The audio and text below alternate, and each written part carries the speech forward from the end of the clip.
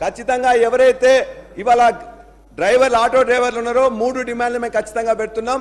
చనిపోయిన 21 మంది ఆటో డ్రైవర్లకు తక్షణమే వారి కుటుంబానికి 20 లక్షల రూపాయలు ఎక్స్గ్రేషియా ప్రకటించాలి.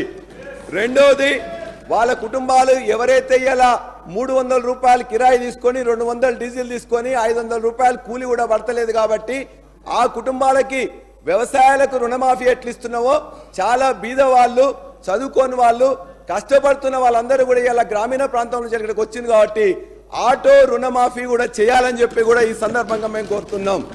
మూడో అంశం, ఇవాళ ఖచ్చితంగా వాళ్ళు తినడానికి కూడా తిండి దొరకట్లేదు కాబట్టి మీరు చెప్పే 12,000 రూపాయల సంవత్సరానికి ఎక్కడా సరిపోదు కాబట్టి నెలకు 10,000 రూపాయలు ఇచ్చినట్లయితే 6.5 లక్షల కుటుంబాలు బాగైతే అని చెప్పేసి ఇది మూడో డిమాండ్గా మీ ద్వారా ఇవాళ ప్రభుత్వానికి పెడతా ఉన్నాం.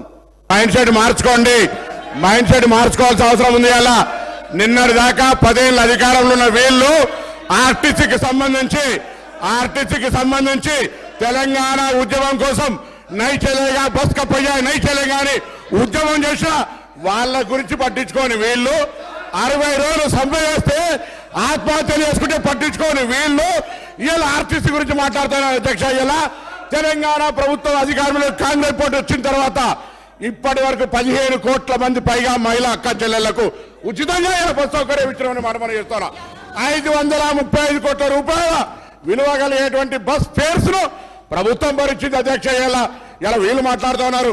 పెద్దలు గౌరవ మాజీ మంత్రి హరీష్ రావు గారు అనాలోచిత డిమాండ్ 15,000 ఆటోకి ఇవ్వాలంట నెలకు. మీరేమిచ్చారు? 1000 రూపాయలని ఇచ్చిందా? ఒకవైపు ఆటో పన్ను రద్దు చేస్తున్నామని ఛానల్లో పేరు మీద 1000 రూపాయలు వీపులు కొట్టి ఆటో కార్మికుల దగ్గరకు పోయి మాట్లాడదాం.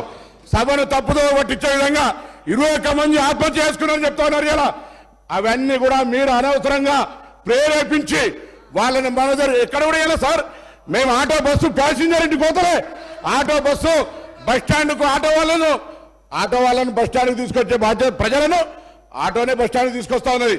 బస్సు ప్యాసింజర్ ఇంటికి పోతలేదు. మారిపోయింది ఎక్కడ అధ్యక్ష? మీ మహిళలకు మీకు నిజంగా ధైర్యం ఉంటే మీ ప్రభుత్వంలో ఉన్నటువంటి వాళ్ళు చేయలే. మేము ఇలా తెలంగాణ అక్క చెల్లెలకు వద్దా చెప్పండి.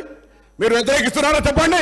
స్పష్టంగా చెప్పకుండా దొంగ తిరుగుడు ఎవరేమో ఇలా దయ్యాలు వేదాలు వాళ్ళు ఇచ్చినట్టు పెద్ద పెద్ద దొరలు ఆటోలో వస్తా ఉన్నారు. ఎన్నడూ పెంచి కార్లు దిగిన వాళ్ళు ఆటోలో వస్తా ఉన్నారు. ఆటో కార్మికులను అవమానపరుస్తా ఉన్నారు. ఆటో కార్మికులు కూడా తెలంగాణ బిడ్డలు, తెలంగాణ కోసం ఉద్యమించారు. అహంకార ఫ్యూడల్స్ ఆటోలో వస్తా ఉన్నారు.